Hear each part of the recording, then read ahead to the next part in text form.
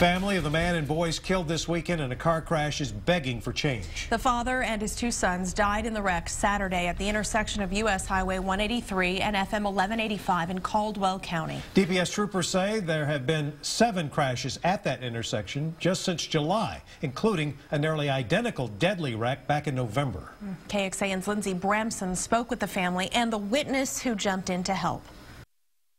Every time we pass through here, we always said that something's gonna happen. It's too dangerous. Every time we pass, my mom will always say that. Trying to cope with the death of her brother and 2 nephews, Juanita Salas hopes her tragedy can lead to some change. Something needs to happen. They need to change all this. They need to. According to investigators, her brother, Joseph Salas Castro, was driving with his 2 boys and his girl when a FedEx van drove through this flashing red light, slamming into their car. A witness helped pull 2-year-old Jocelyn out. Investigators say she was the only one wearing a seatbelt. It was very hard.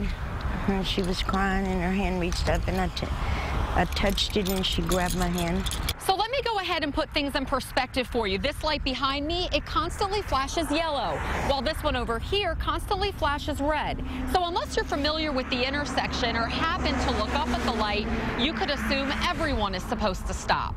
That isn't the case. Salas hopes TxDOT and the county change the intersection soon before more lives are lost. In Caldwell County, Lindsey Bramson, KXAN News. And we know there's still a lot of questions, but because of the holiday, officials with TxDOT and the DPS were not available to us.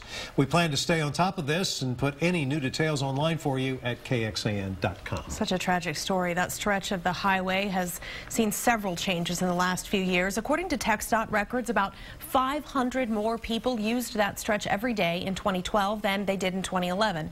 But during that time, the State Highway 130 toll road opened south of Mustang Ridge. TxDOT has changed speed limits after deadly crashes, most recently on US 290 east of Dripping Springs. The state lowered the speed limit to 60 miles an hour when 4 men were killed near the Belterra subdivision. We do not know if speed played a role in this weekend's crash, but early last year, TxDOT raised the limit on 183 from 55 miles an hour to 65. Some drivers were upset that the free road had such a low speed limit.